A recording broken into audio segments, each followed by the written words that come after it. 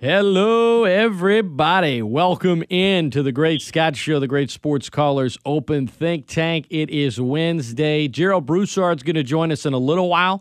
I'll give you my prediction on the final record for the New Orleans Pelicans, whose season tips off tonight. But kicking off the show with us, as promised, is Paul Bako. He is the former Ragin' Cajun, Lafayette native, who played a dozen seasons in Major League Baseball, and he joins us right now. Paul, thanks for taking the time, man. What's going on? Of course, Scott. Not a problem. Not much.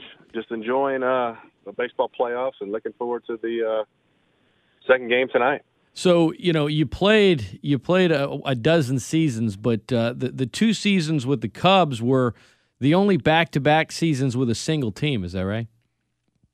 Correct. I guess technically I had about a year and a half back-to-back with the Braves, which, is cooler than that, 2 full seasons. But those are the only 2 organizations that I had, parts of multiple seasons with. You're correct. Well, I imagine in playing for a number of different franchises, obviously you had some better experiences than other. I mean, some front offices you probably like better than others. Are the Cubs one that you hold high? Or I guess what I'm asking is, are you a Cubs fan today? That's a fair question.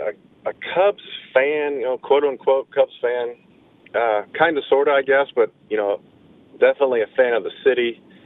And, that experience playing for the Cubs, living in Chicago was definitely, number one for myself and my family. It's kind of what would be, a second baseball home, if you can call it that, even though it was only 2 years. But we definitely have our fondest memories there. Well, what's it like to play at Wrigley for the 99.9% of the world that would not know what it's like? How would you describe it? When I was there, it really wasn't, as a player, it wasn't as enjoyable as you would think. It's probably better off for fans, with the bleachers and the whole deal. But, the facilities as far as batting cage and workout facilities were, considerably under par. Sure. Compared to the rest of the league. I think they've done a lot of work to get that up to speed since.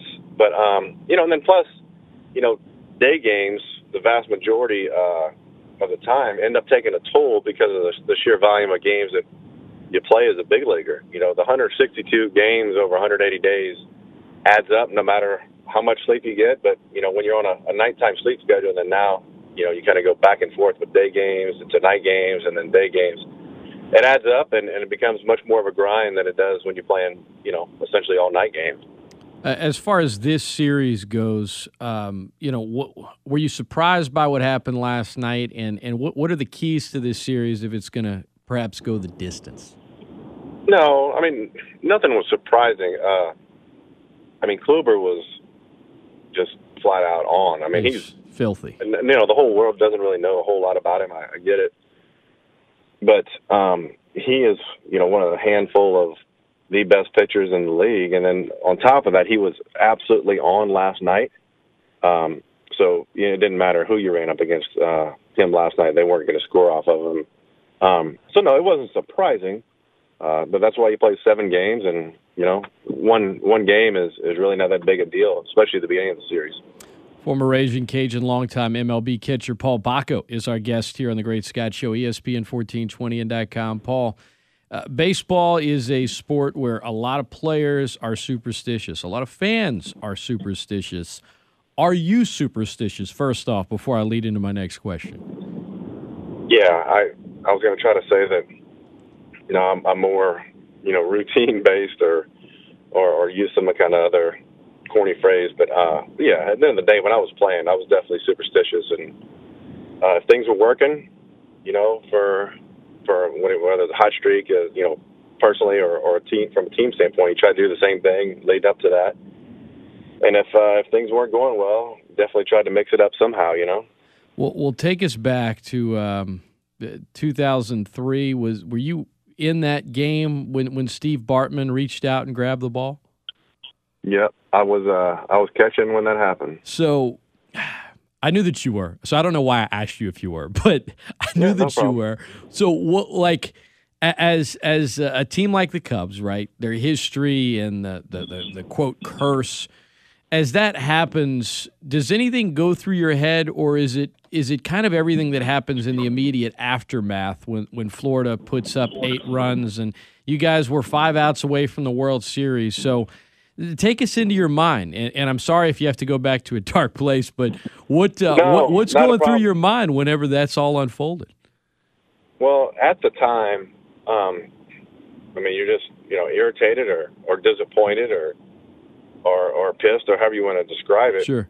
Right in that moment, right? Then after that, I mean, we're all professionals, and so the next task is the next pitch, and the focus is on the next pitch, and however long it took, whether it was 15 minutes or what have you, and 8 runs later before we got those next 2 outs in the top of the 8th, there was a lot of pain, right? So, at that moment, we're not thinking about a curse or a goat or anything like that. But looking back on it, whether it was that night after the game when it really sunk in or really after the Game 7 loss, that's when it was just, start hearing and maybe reading and realizing, well, sure seemed like it was a bigger power than just us not getting it done, Yeah, it's crazy when, whether when I watch documentaries about it or, preparing to talk to you, just going back and kind of, I remember just watching it on TV. I was in college at the time and kind of just nodding my head and saying, well, there's Game 7 tomorrow. But as you said, when Florida went on to win Game 7 and then end up winning it all, it sort of grew bigger and bigger and bigger. And the poor guy had police protection outside of his home. And, of course, he's kind of a story right now as the Cubs are in the World Series. The playoffs, Paul, what's the difference intensity-wise? What is the difference between playing in a postseason game, you're playing behind the plate, as opposed to one of 162 in the regular season? That's a good question, and it's dramatic. It's a huge difference to where, I never got to a World Series until my last year. I didn't play at all, didn't see the field. I was on the active roster, but didn't get any actual game action in 2009 with the Phillies. And so up until that point, I didn't have the same perspective to figure out what the difference was between the regular season all the way to the World Series. But you take a regular season game and you go to the division series, and you can ratchet up the intensity by at least 50%. Somewhere in there, and then to go from the division series to the NLCS or ALCS, it increases by that same, exponent, right? And then when you go from the NLCS to the World Series, it's about the same level of increased intensity, and so it's hard to explain, it's hard to feel unless you actually are there, and it's hard to explain why, but it just is. The energy in the stadium, some of it has to do with the media, obviously, but just the energy of the stadium and just the feel and the magnitude of the games is it's clear and present, and you can feel it. Is it hard to how do I put this? Is it hard for some players to sort of just put that moment aside? Like, does it get to some players in a negative way? You can see it get to some players in a positive way, right? We see a lot of stories about guys that step up their game in the big moments, but have you seen guys kind of almost falter with that kind of pressure as the intensity just revs up? No, not once the game actually starts. I think any player would be lying if he could say that he wasn't feeling it pregame, And right. If you weren't feeling that difference pregame, then you probably shouldn't be playing that game anyway. But whether it's butterflies or extreme sweaty palms or what have you, it all happens. And I've never seen a guy really crumble and really freak out. The only example I could maybe look back on, and I don't know if it was playoff pressure, or I don't know if it was just something that was kind of already in him and got magnified, but it was Rick Ankiel when he kind of started throwing balls off the backstop with Cardinals versus Braves playoffs. And that was a weird, wild scene. But he obviously turned things around and came back to the big leagues as an outfielder. So it wasn't something as in him as a human or as a player. It might have just been for some kind of mental block pitching. Sure. Yeah, yeah. The yips are a real thing. Paul Bako is our guest, ESPN1420 you had, perception-wise, you had a reputation as a catcher for being your game management was that of being sort of brutally honest, and not that that was a bad thing, right? But is that a fair perception from your mind when the media kind of gave you that label as a guy that's, look, he'll go and he'll tell his pitcher, look, you're kind of stinking it up right now. Let's get it together. Or do you feel like that was overplayed in the media? I don't know how. Scott, to be honest, I don't know how much it was played, but if it was played up a lot, then I would say, yeah, it might have been overblown, because there were certain guys that you could say things like that to, or perhaps needed it to get going. And there was certain guys that, no matter what you would tell them, if it was truthful and honest, it just wouldn't work. So you'd have to kind of look at those guys and those personalities and try to stroke them a different way and maybe BS them somewhat to get them through a game, So, no, I mean, it wasn't a one-size-fits-all. It just depended on that pitcher, and maybe that particular pitcher needed some verbatim, direct response, but they were all different, Absolutely. Paul Bako, I guess. It's Paul, I've heard so many coaches say the same thing, right? The key isn't talking to every guy a certain distinct way. It's tapping into how that guy's going to best react. So your approach had to be different with, my guess, every single pitcher you work with. Sure. And sometimes it took some time to figure that out. It didn't come overnight, meaning, learning the personality or strengths and weaknesses of each pitcher, but they were definitely all different and all unique. Paul Bako, our guest. Paul, appreciate the time, man. A few more for you. Your time at USL with the Cajuns, you played a lot as a freshman. I think you started a game in the Baton Rouge Regional in '91. What do you remember most about your time with the Cajuns? What do I remember most? That's a good question. Well, going back to that regional, I would say just a missed opportunity, even though we were in what I guess was classified as the regional finals. We came through the losers bracket, would have had to beat LSU twice.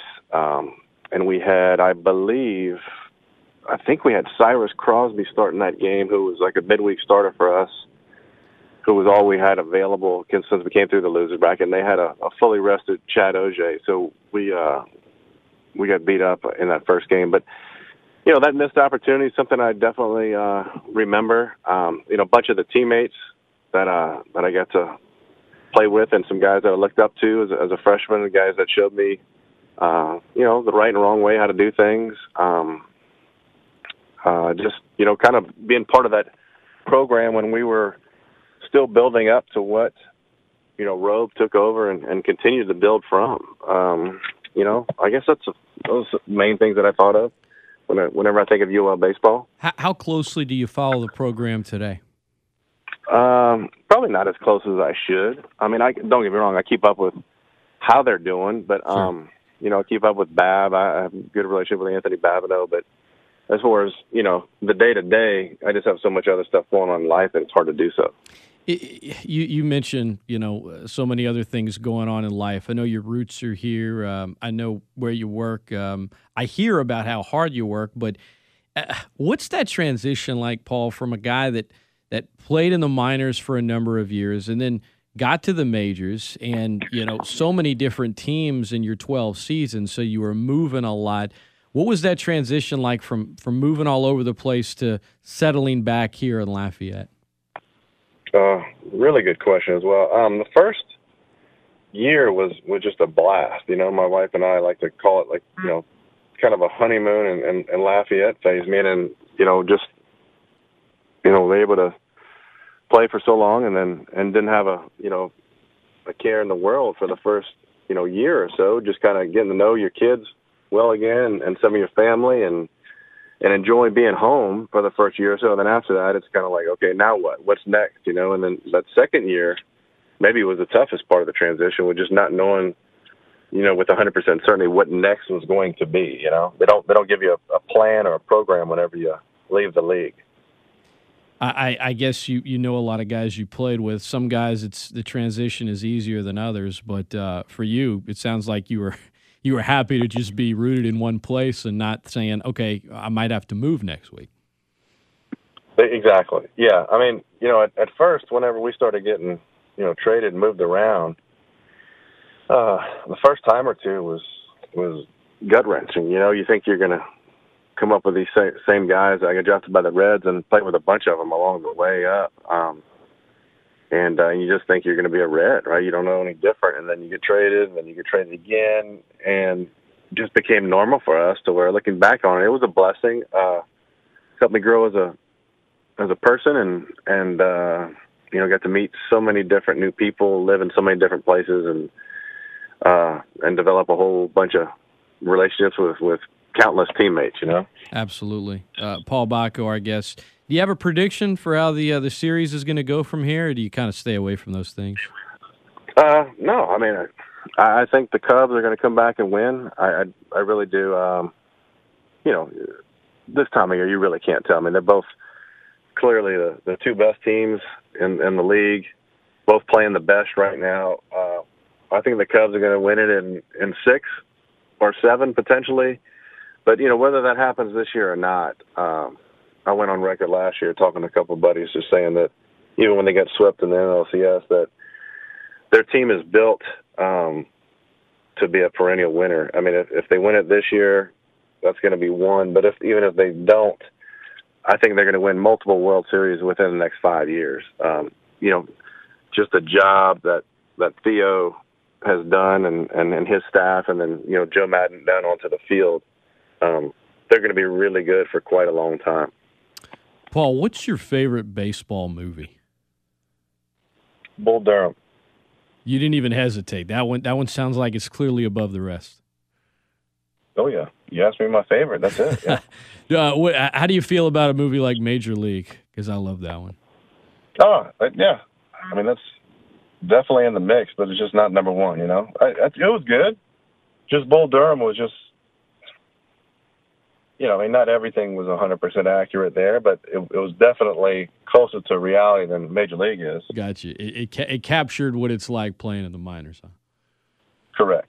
They did a heck of a job, yeah. All right, Halloween's coming up Sunday. What's a two-part question? Favorite Halloween candy and best Halloween costume? Favorite candy is Reese's Peanut Butter Cup. I'm with you, 100%. Man, favorite costume? I don't know. This time of year in Chicago, it should be like a Steve Bartman or something, shouldn't it be? Yeah. Well, I mean, Steve, he might be able to go out on Halloween and in disguise if a lot of people dress up as him. My guess is around Wrigley, you'll probably see a lot of those come Monday. Paul Bako has been our guest. Paul, man, I know you're busy. I really appreciate the time. Feel free to come back to the show anytime. There's always an open seat here for you, an open mic, and all the best, man. Okay, Scott. No, I appreciate you having me, and you take care. Thank you, sir. You got it. That is Paul Bako.